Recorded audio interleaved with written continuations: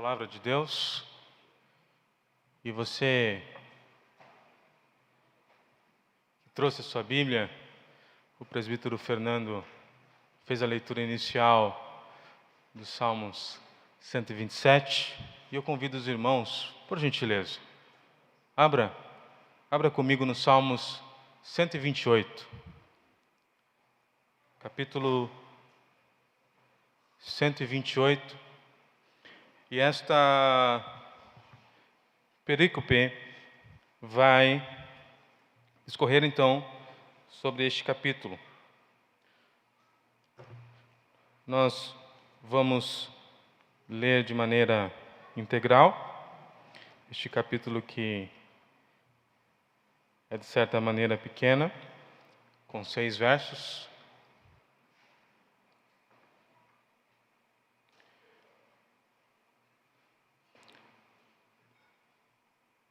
Versículo 1 diz assim: Como é feliz quem teme o Senhor, quem anda em seus caminhos. Você comerá do fruto do seu trabalho e será feliz e próspero. Sua mulher será como videira frutífera em sua casa. Seus filhos serão como brotos de oliveira ao redor da sua mesa. Assim será abençoado o homem que teme o Senhor.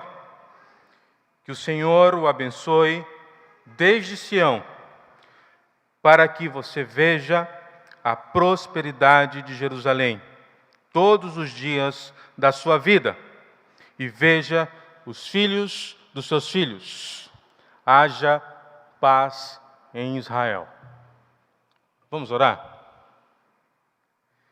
Deus, nós estamos em guerra. Uma guerra que acontece em nossos próprios corações e no corações dos nossos filhos. Uma guerra que começou no Jardim do Éden e que continuará até o novo céu e a nova terra. Uma guerra entre luz e trevas, entre pecado e justiça, entre santificação e impiedade. Uma guerra que permeia o nosso mundo e quer que amemos tudo deste mundo.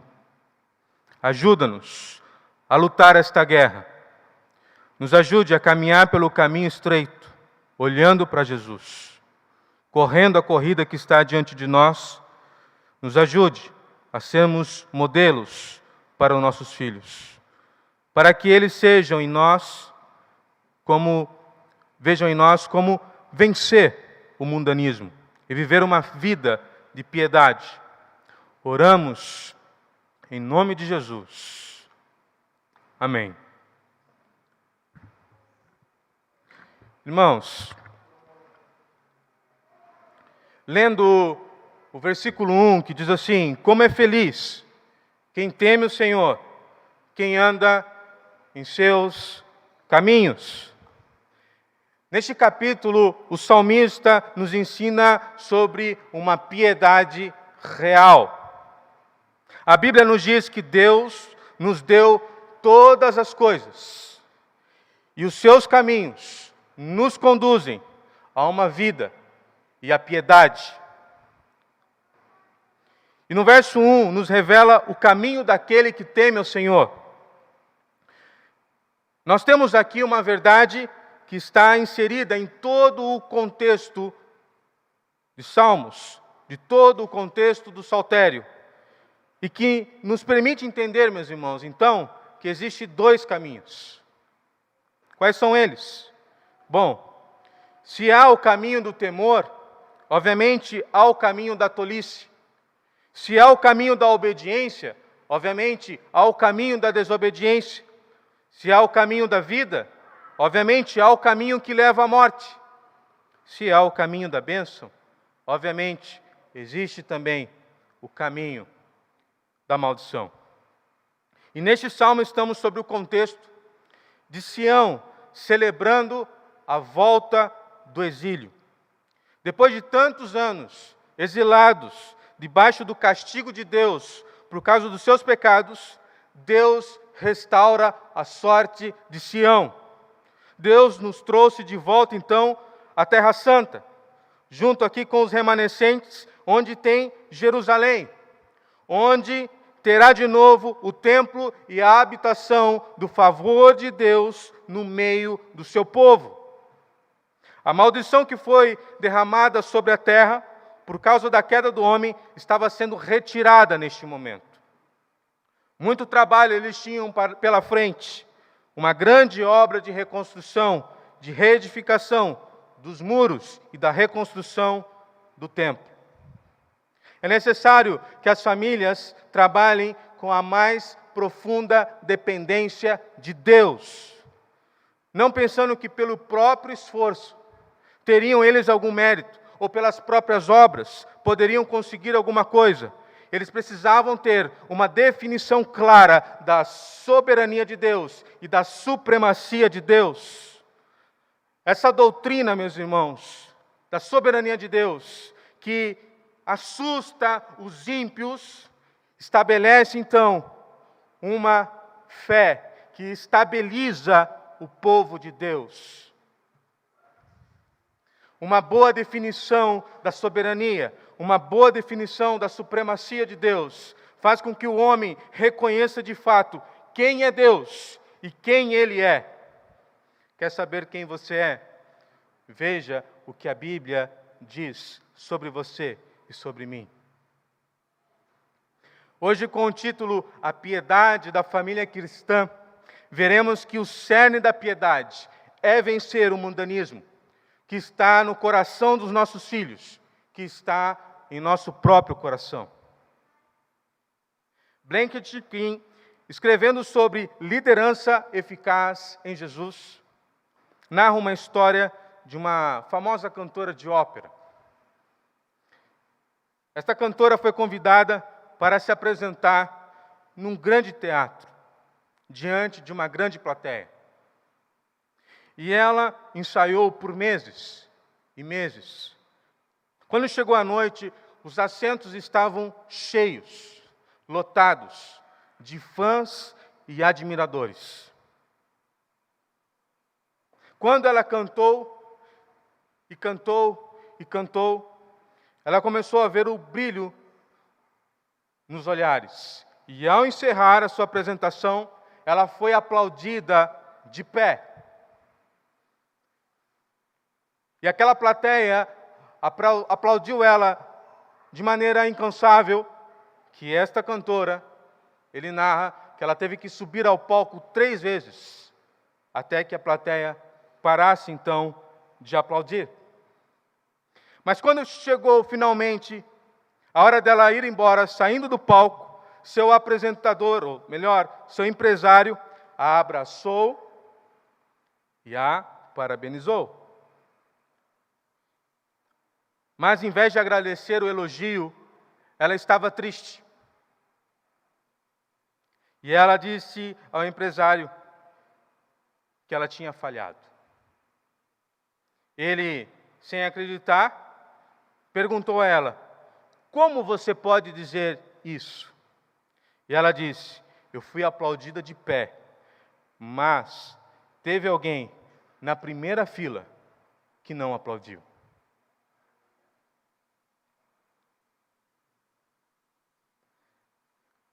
Mas por que você se preocupa com a opinião de uma única pessoa? Ele perguntou.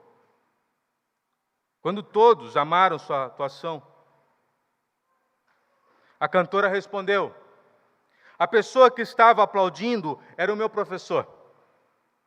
A cantora queria agradar o seu professor acima de todos os outros. É assim que precisamos nos sentir sobre agradar a Deus, tendo uma atitude correta para com Ele. A pergunta, meus irmãos, é: quem nós queremos agradar? Charles Spurgeon vai dizer que a doença de muitos é o reconhecimento alheio. Só as atitudes corretas para com Deus nos fazem instrumentos para a sua glória. Viva para a glória de Deus e sempre terá motivos para viver.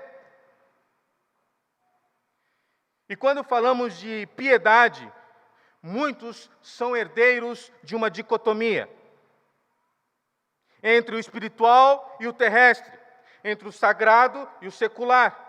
Acreditam que coisas espirituais é somente quando estão dentro da igreja, orando, lendo a Bíblia e ouvindo a palavra de Deus. Contudo, toda a nossa vida vivemos diante do Senhor. Cada movimento do nosso corpo, cada pensamento, cada palavra, cada atitude, em todos os aspectos da nossa vida, somos chamados a uma piedade prática que compreende tudo, toda a nossa vida. Alguns vão perguntar: o que é ser mais piedoso e espiritual? Que atitude é mais piedosa ou espiritual? Preparar o almoço ou passar 1 hora em oração? A resposta certa para questões éticas é depende. Não porque a verdade é relativa, mas depende do contexto. Se são 11 horas da manhã, a esposa precisa preparar o almoço para que o marido venha do trabalho ao meio-dia, almoce e volte a trabalhar.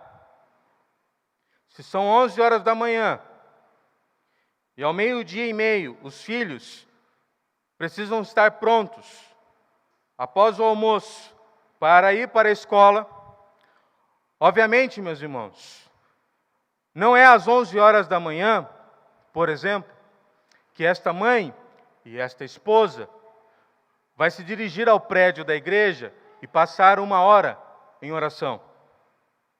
Obviamente, se ela fizer isto, ela está negligenciando o seu papel de mãe e de esposa. Então, diante desta simulação, não é aqui uma atitude piedosa e nem espiritual. Ela está pecando. O que é mais espiritual e piedoso? Consertar um ar-condicionado quebrado ou ouvir uma pregação? Obviamente, meus irmãos, num dia de domingo, este rapaz que conserta ar-condicionado pode ser um técnico, pode ser a profissão dele.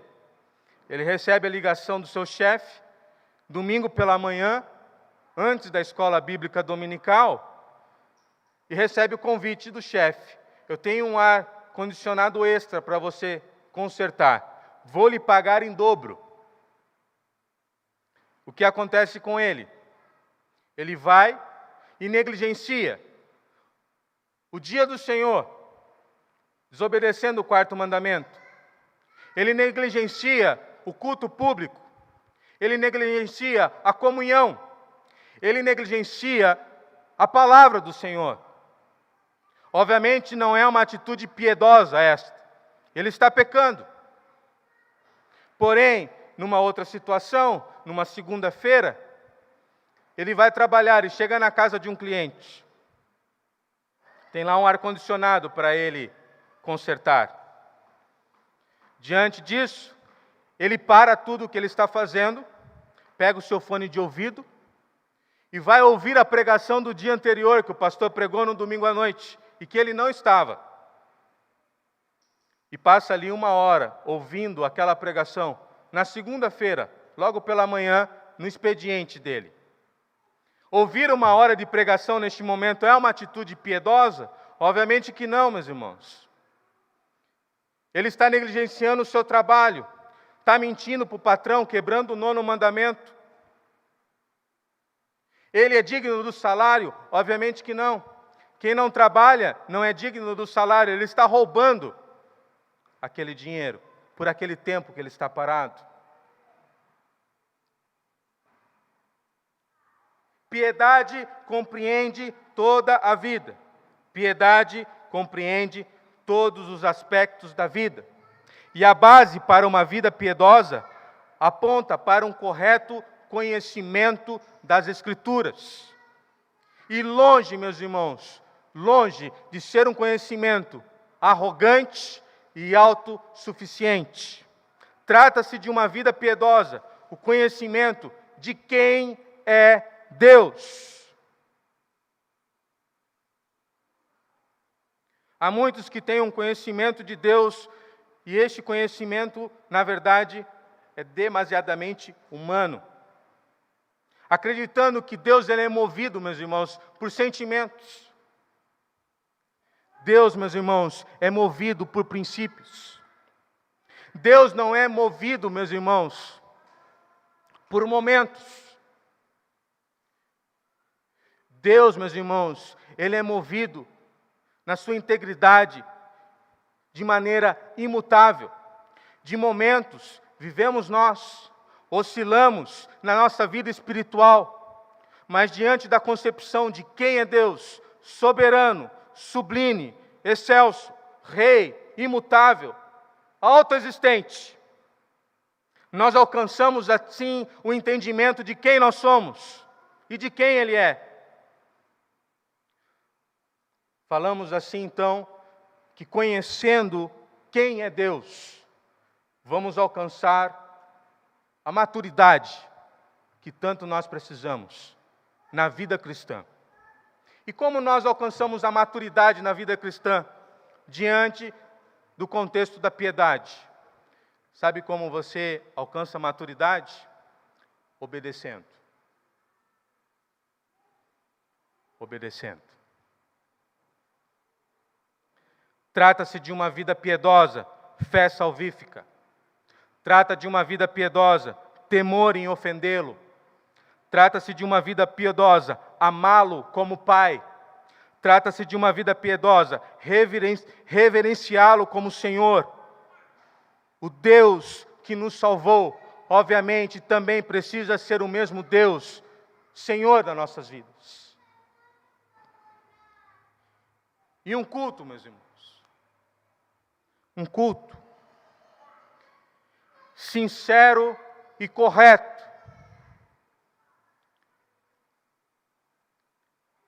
Se o mais brilhante dos apóstolos voltasse ao convívio das igrejas hoje, ele mesmo não compreenderia a vida cristã e o culto ao Senhor que muitos oferecem. O homem que mais progride na piedade é este o melhor discípulo de Cristo. Veja o que o apóstolo Paulo vai dizer em Tito 1:1. Paulo, servo de Deus e apóstolo de Jesus Cristo, para levar os eleitos de Deus à fé, ao conhecimento da verdade, que conduz à piedade. Quando falamos, irmãos, deste contexto de conhecimento da verdade, quando olhamos para este versículo, temos uma verdade explícita. A fé e o conhecimento da verdade, que nos ajuda a vencer o mundo, é a mesma que necessariamente precisa conduzir a minha vida e a sua vida à piedade. Ou seja, a piedade, meus irmãos, é uma evidência de regeneração. Pois a piedade, ela é atraente para pessoas piedosas. A piedade nivela o nosso relacionamento com Deus, que determina a nossa conduta. A piedade é uma evidência de regeneração, pois ela trata de um arrependimento que dura por toda a vida. A piedade é uma evidência de regeneração, pois demonstra uma devoção que vem do íntimo e toma a nossa vida por completo. É uma evidência de verdade.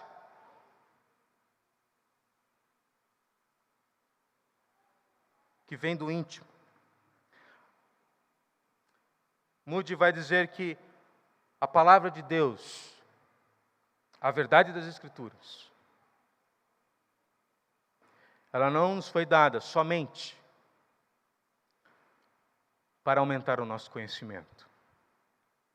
A palavra de Deus, o Evangelho, foi nos dada também para mudar as nossas vidas.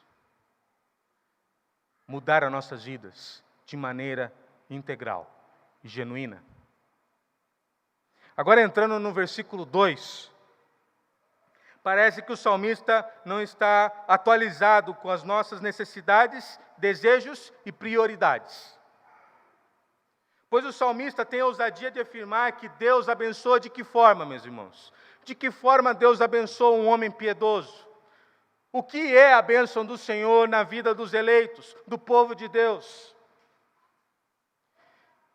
Primeiro, Ele nos abençoa. Ele derrama a sua graça, a sua bênção, nos dando trabalho e nos dando filhos, que é mais trabalho ainda. A bênção do Senhor é trabalho, simples trabalho, humilde trabalho. As verdades inseridas aqui frustram mentes obstinadas, até aqueles que não são adeptos à teologia da prosperidade. Pois quando muitos pensam em bênçãos, pensam em quê? Condições, viagens, férias, lugares legais, roupas boas, casas confortáveis, carros bons. E este salmo revela por vezes o quanto as nossas mentes estão estragadas e corrompidas pelo mundo. Porque para Deus a bênção sobre a vida do piedoso está exatamente nas coisas básicas, simples, humildes.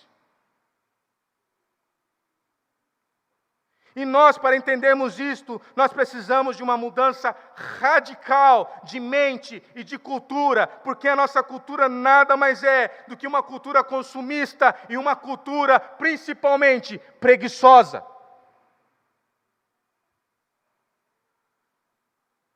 Onde o trabalho é visto como um mal necessário.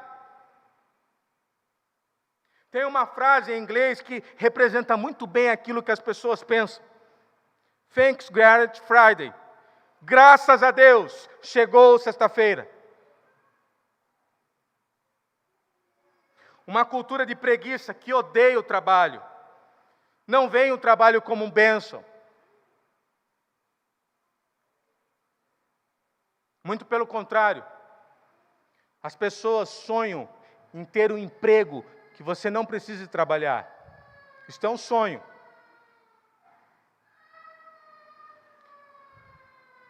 O sonho do sonho é depois de muitos anos nesse emprego que você não precisa trabalhar, você se aposentar e aí mesmo não trabalhar. Você não corre o risco do teu patrão, o chefe, aparecer e pedir para você fazer alguma coisinha. Agora, o sonho é você trabalhar em 2 empregos públicos, onde, na verdade, trabalhar mesmo você não precisa, e ter 2 aposentadorias. Aí é o sonho do sonho do sonho. Mas, se esse indivíduo, então, ganhar na Mega Sena, aí ele está no céu. Ele some no mundo, com um saco de sonho de valsa debaixo do braço.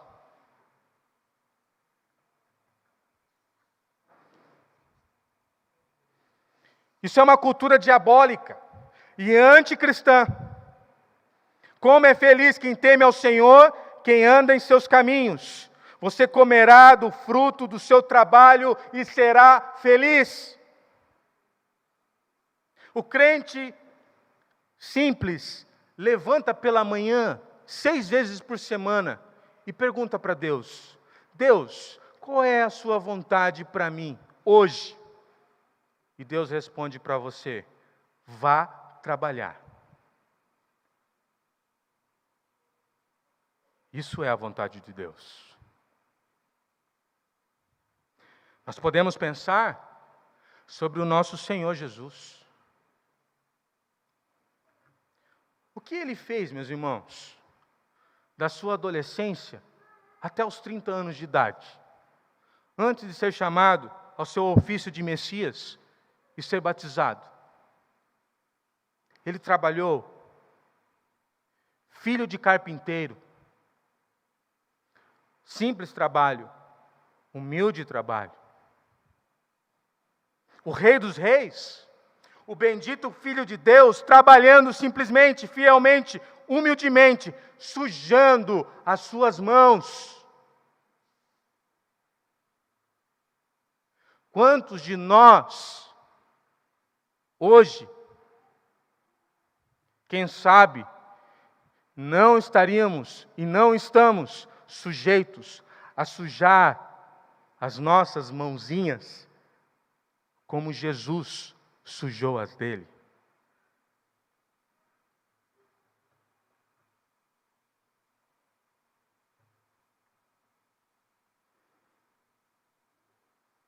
Spurgeon relata um testemunho que ele abordou uma irmã no qual era empregada doméstica, perguntando a ela: minha irmã, o que mudou na sua vida depois que você conheceu a Cristo, o Evangelho, se tornou uma mulher cristã, regenerada pelo sangue de Cristo? O que mudou na sua vida? Ela respondeu ao pastor Spurgeon: pastor, tudo mudou em minha vida. E eu entendi que a minha vida compreende em glorificar a Deus a todo instante. Por exemplo, no meu trabalho, quando eu estava varrendo o chão, eu tinha o hábito de levantar o tapete e varrer a sujeira para baixo do tapete. Eu tinha o hábito de varrer a sujeira para baixo da cama. Mas quando eu entendi que eu precisava dar testemunho, e Deus está presente em todos os lugares, e no meu coração, a minha vida e o meu entendimento me levou a fazer tudo com excelência. Hoje eu não varro mais a sujeira para baixo do tapete, pastor, e nem para baixo da cama.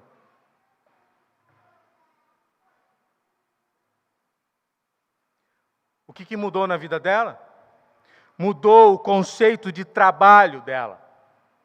De ser uma pessoa preguiçosa, de fazer só para enganar, para agora começar a trabalhar e fazer todas as coisas, como Paulo diz em Efésios: trabalhe como se Deus de fato fosse o seu patrão.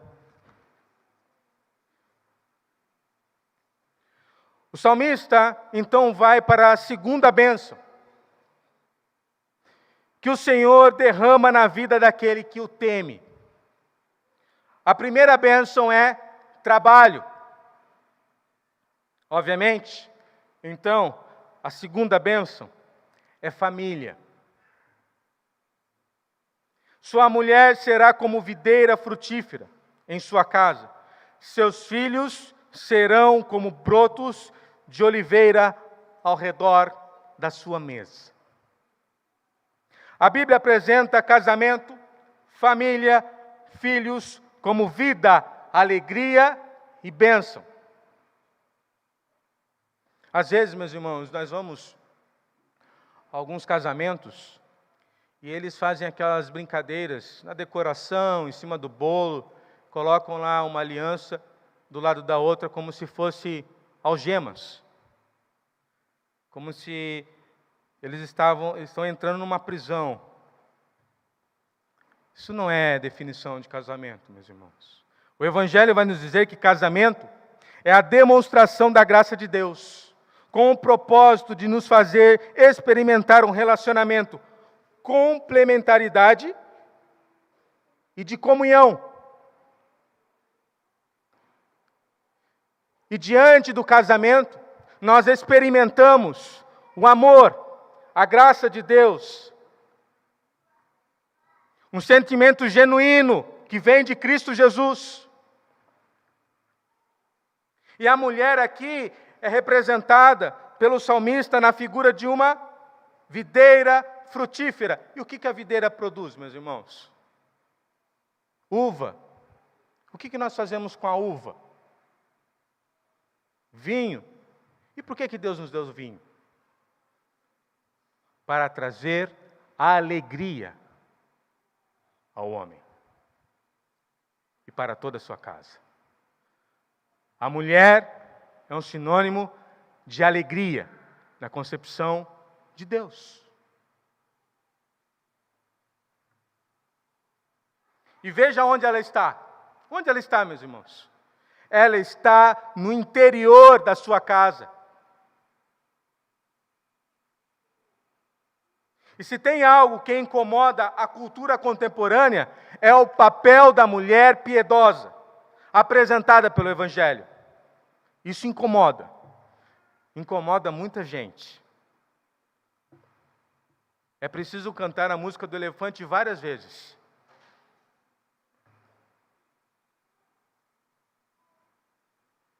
O mundo em nosso redor nos diz uma mensagem a respeito da família, que a Bíblia, então, limita a mulher. A mensagem do Evangelho a respeito de família, de esposa, mãe de filhos, oprime a mulher, reprime a mulher. Uma ideia confusa de que as mulheres são livres quando servem a seus empregadores, mas elas são escravas quando cumprem o seu papel de esposa e de mãe dos seus filhos.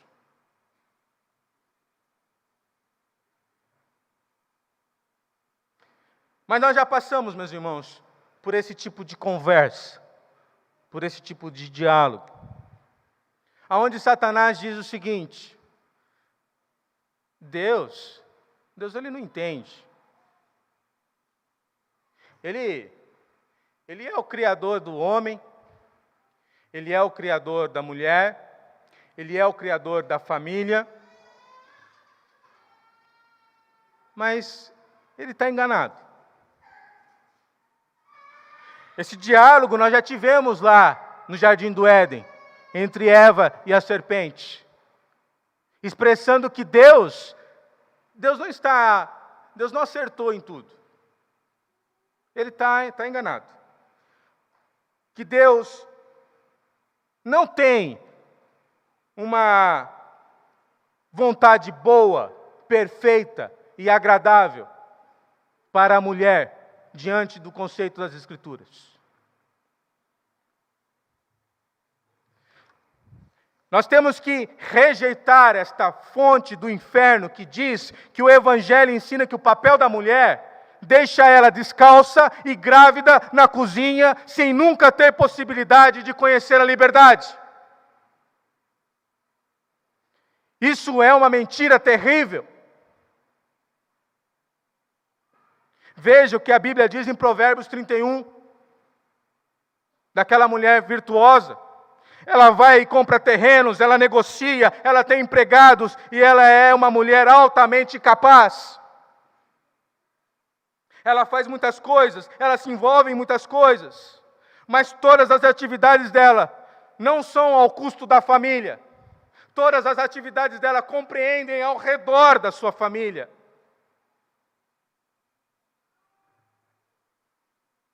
Não é necessário que a mulher venha abrir mão dos seus talentos e dons para ser mãe e esposa. Contudo, o que a mulher sábia precisa fazer para edificar a sua casa? O que ela precisa fazer? Precisa organizar suas atividades. Precisa organizar a sua vida, principalmente para não precisar deixar os seus filhos nas mãos de outros para cuidar deles. Principalmente, então, se essas pessoas forem pessoas descrentes. Nossa geração está tão preocupada tentando provar que as mulheres podem fazer o que os homens fazem, que as mulheres foram criadas para fazer tudo. Mas quem sabe o Evangelho está demonstrando hoje para você que você foi criada justamente para fazer coisas que o homem não sabe fazer. que por vezes o homem não sabe fazer, cumprindo assim a sua vocação. A todas as mães, existe um recado, uma frase de John Piper, inclusive. A vocês que estão no meio da sua casa, cuidando dos seus filhos, de toda a sua família. Não deixe que ninguém as engane com a ideia de que é humilhante ficar em casa e cuidar da sua família. Não deixe isso acontecer. Pelo contrário, isso é maravilhoso. A parte B do versículo 3 vai dizer, o salmista, que os filhos são como rebentos da oliveira em volta da mesa. Irmãos, por que o salmista fala que os filhos são como rebentos da oliveira? Por quê? Porque a oliveira, meus irmãos, é uma das árvores mais valiosas mencionadas na Bíblia. Porque as oliveiras, elas eram então plantadas nas encostas das colinas, em pomares protegidos e cercados por muros de pedra. Porque as oliveiras são árvores de vida longa. E esta é a promessa de Deus aos nossos filhos. E as oliveiras exigem uma atenção especial. O solo aonde a oliveira está precisa ser limpo, fertilizado, irrigado, para que a produção seja plena e contínua. E quando o salmista diz, em volta da mesa, nos vem a pergunta, o que nós colocamos em cima da mesa? Nós colocamos em cima da mesa os frutos do nosso trabalho. A família se reúne ao redor da mesa, em comunhão, alegria, e agradece a Deus pela sua providência,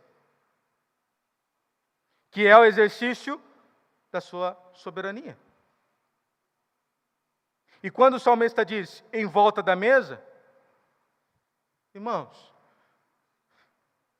como aplicação deste verso,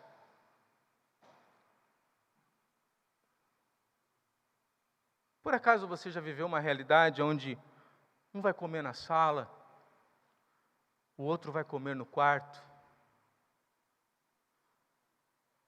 um pega o celular e começa a ouvir música, o outro fica na internet, o outro com o prato de comida vai jogar videogame? Obviamente, meus irmãos, a vida de uma família piedosa, sendo essencial a comunhão, é na mesa que nós temos um lugar de comunhão. O salmista está dizendo que é na mesa um lugar de instrução.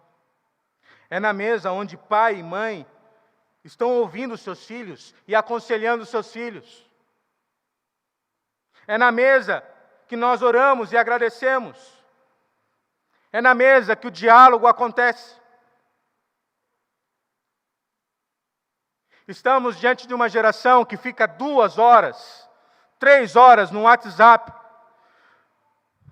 numa discussão na internet que não vai levar a nada, mas que não consegue ter 5, 10, 30 minutos de diálogo com a sua família.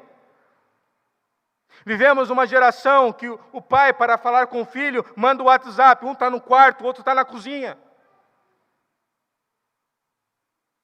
E é difícil, meus irmãos, acreditar que sem diálogo familiar diante da mesa, este mesmo indivíduo, se dizendo um crente, cristão, piedoso, regenerado, tem um diálogo de 30 minutos com seu joelho dobrado diante de Deus.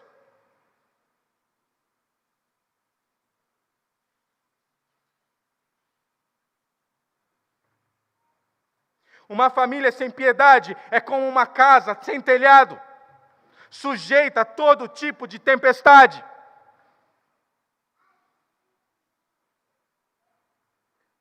A vida piedosa é uma vida prática, nas coisas mais simples da vida.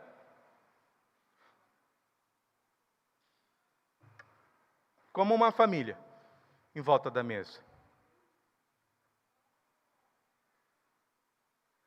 E como a Bíblia nos apresenta os filhos? Meus irmãos, nos apresenta os filhos de uma forma especial, exclusiva. Especialmente no ministério de Jesus Cristo. Eles recebem proeminência como sendo a capital espiritual e econômica do povo de Deus. Como um tesouro.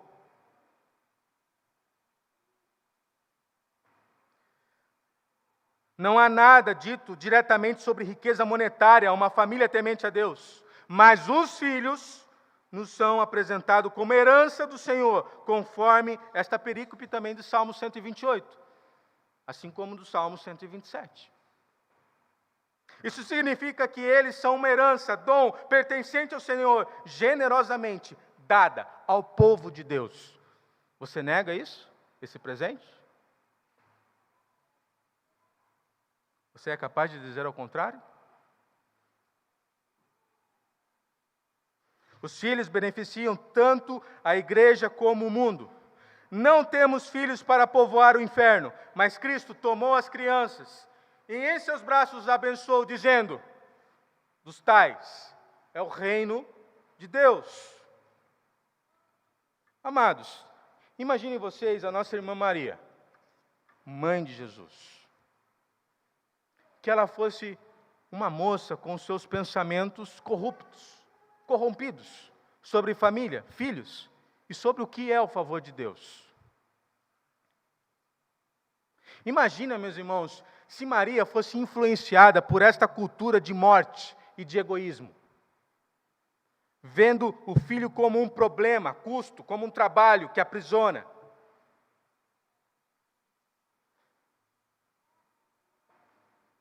Como esse pensamento que rolou aí nas redes sociais essa semana.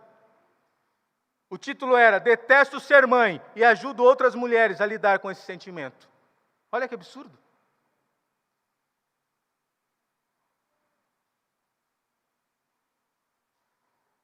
Sabemos, claro, que Deus, em sua onisciência e soberania, chamou uma mulher que temia Deus. Uma serva, temente a Deus. Mas Maria tinha talvez 15, 16, 17 anos, e ela era bem jovem.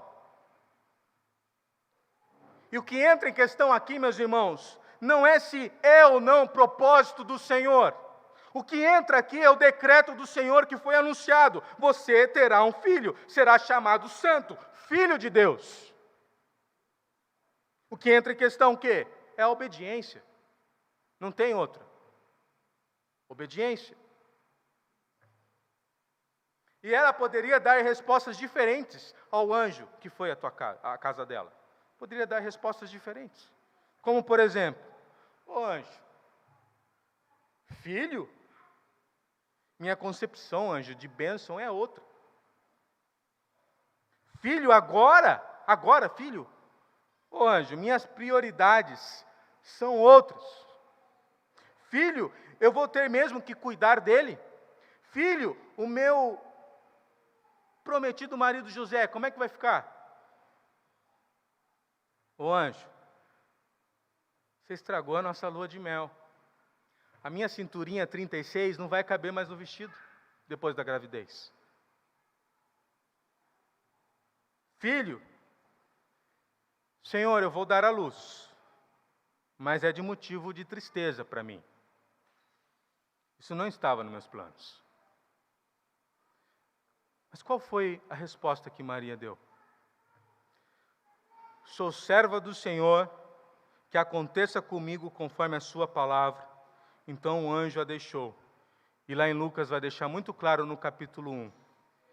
E ela ficou alegre.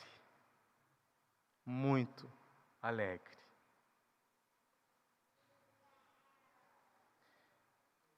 Vem a pergunta para nós, meus irmãos. Se estamos falando de filhos, de quem é a responsabilidade da educação dos filhos da aliança? Às vezes você vai pensar, poxa, Jones, a resposta é meio óbvia. A responsabilidade é dos pais. E é mesmo, meus irmãos, é dos pais. Principalmente do pai. Em Provérbios 22:6, diz, instrui o menino no caminho em que deve andar, e até quando envelhecer, não se desviará dele.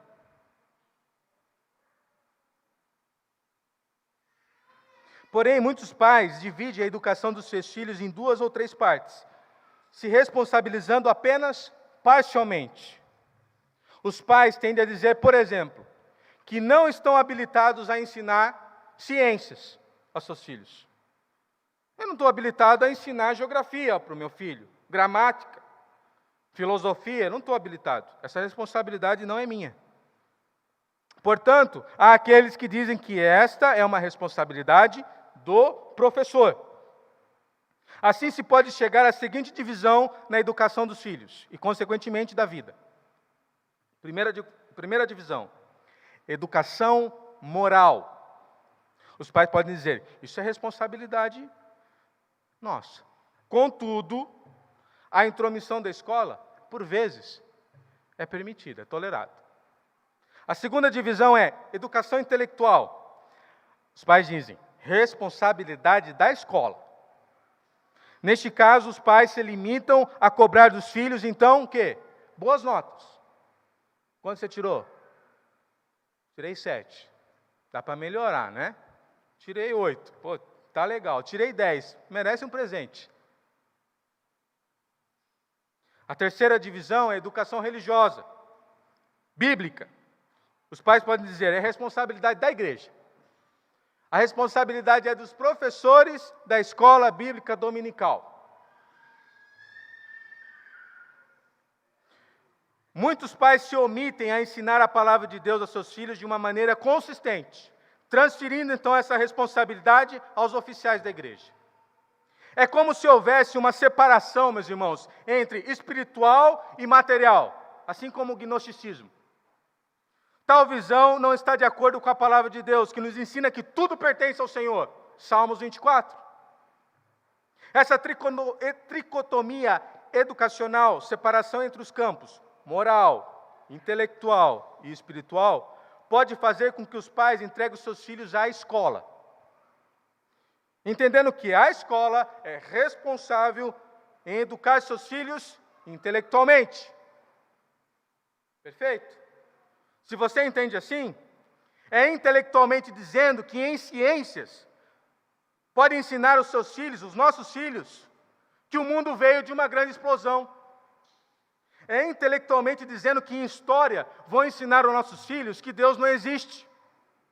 É intelectualmente dizendo que em filosofia vão dizer que não existe uma verdade absoluta.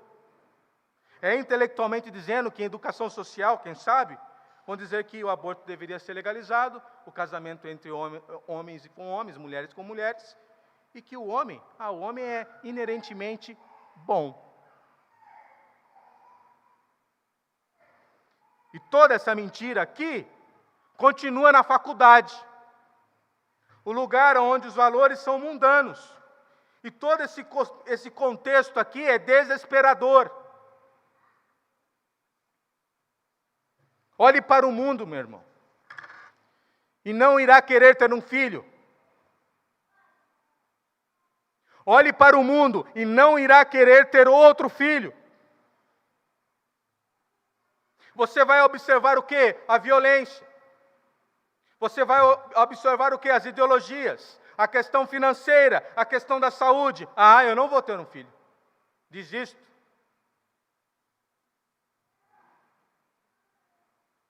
Mas quando nós olhamos para o Evangelho, que na piedade, meus irmãos, na piedade, nós não criamos os nossos filhos em desespero. É na fé do justo, pois o justo vive pela fé, que nós criamos os nossos filhos em esperança maravilhosa. Esperando no sangue de Cristo, esperando no poder do Espírito Santo. Olhe para Noé, meus irmãos. 3 filhos, uma geração pecaminosa, corrupta, tanto quanto os dias de hoje. Pela graça de Deus, pelo braço forte, pegou os seus 3 marmanjos com as suas esposas e colocou dentro da arca.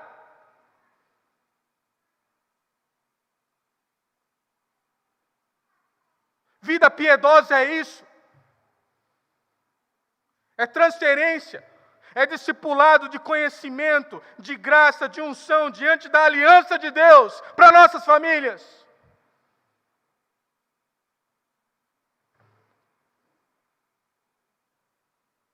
A escola e os seus professores são meios que os pais podem utilizar para cumprir a sua responsabilidade de educar seus filhos.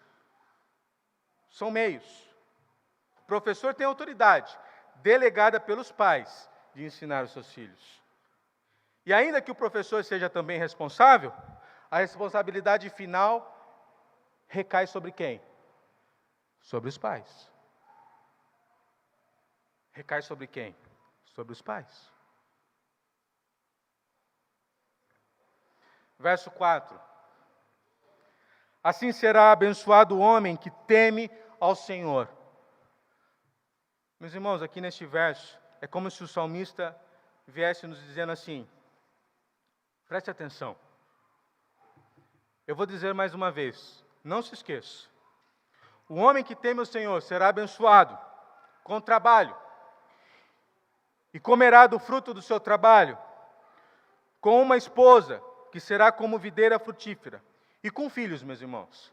Mas veja, é no plural, meus irmãos. É 2, 3, 5, 10. Eu lembro da minha avó, meus irmãos. 18 filhos. Ainda que 2, meus irmãos, morreram quando recém-nascidos. Numa festa de final de ano eu contei quantos primos eu tinha. 45.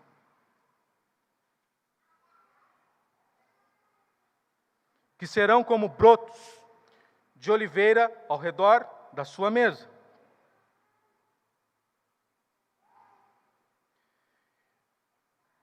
E aí nós chegamos, meus irmãos, no verso 5 e 6. Leia comigo, meus irmãos. Leia comigo, acompanhe. Que o Senhor o abençoe desde Sião, para que você veja a prosperidade de Jerusalém todos os dias da sua vida. E veja os filhos dos seus filhos. Haja paz em Israel. Irmãos, da onde vêm as bênçãos do Senhor? As bênçãos do Senhor vêm desde Sião.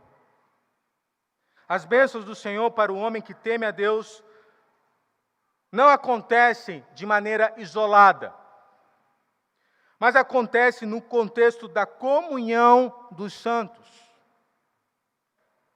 Uma parte vital das bênçãos desfrutadas por aqueles que temem a Deus vem de fora dos limites do seu lar. Vem desde onde? Desde Sião.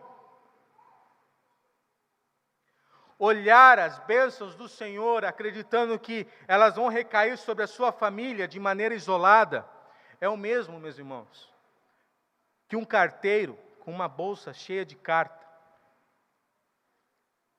Ele sai do remetente, obviamente ele está levando a carta para onde? Ao destinatário. E aí no meio do caminho, ele acredita que todas as cartas que ele está levando em sua bolsa sejam direcionadas a ele.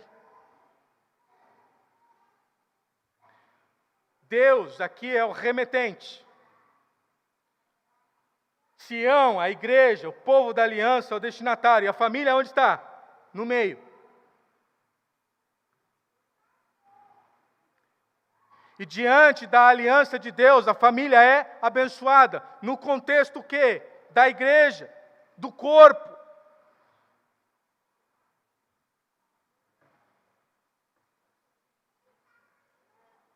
O salmista aqui nos leva a recordar da aliança que Deus instituiu com o seu povo. E nos faz lembrar que o homem que não se esquece da lei do Senhor, o Senhor não vai se esquecer da sua família. Quem não se esquece da lei do Senhor, o Senhor não vai se esquecer dos seus filhos.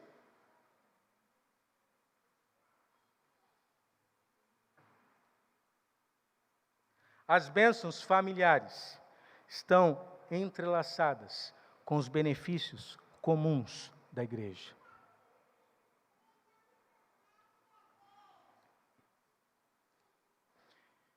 E aqui, meus irmãos, para encerrar, quero deixar 3 aplicações. Primeira aplicação. Antes de você ministrar para o mundo, Deus chama o casal para ministrar um para o outro e depois para os filhos.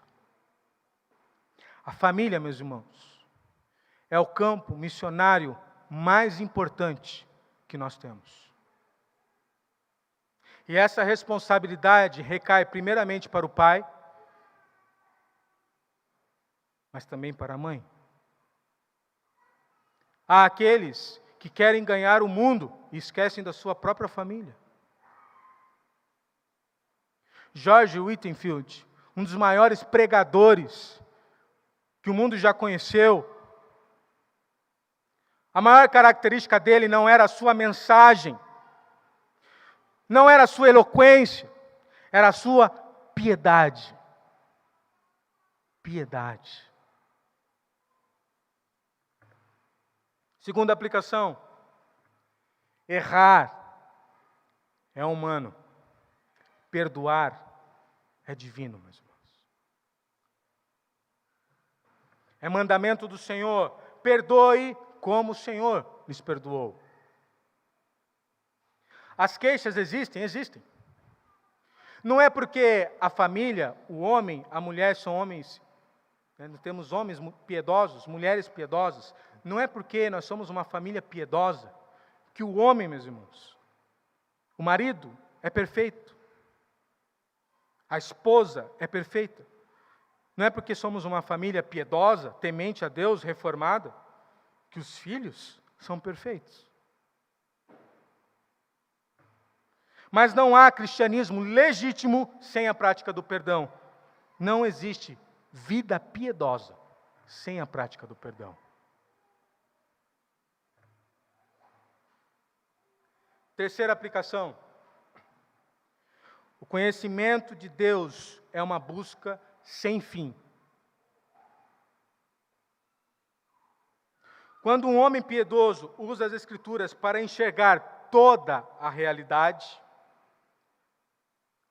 mais enriquecidos e fascinados ficamos com a exposição da glória de Deus na nossa família e na nossa vida, que compreende todas as coisas.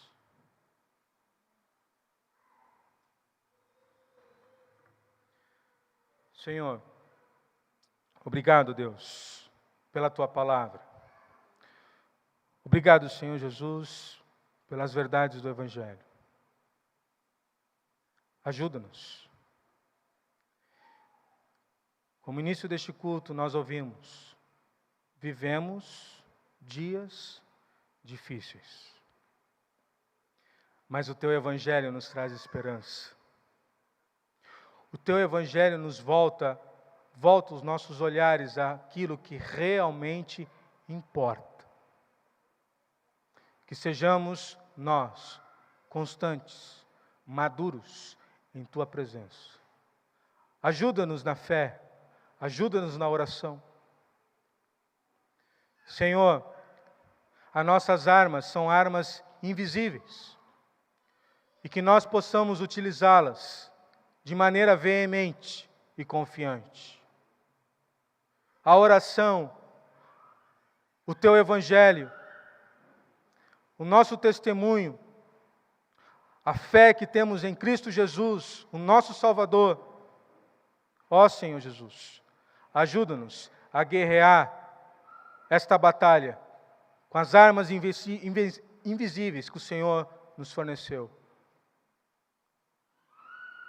Obrigado porque nós aqui cultuamos o Teu santo nome, graças à justiça de Deus, graças ao poder de Deus e à misericórdia de Deus. Amém, Jesus.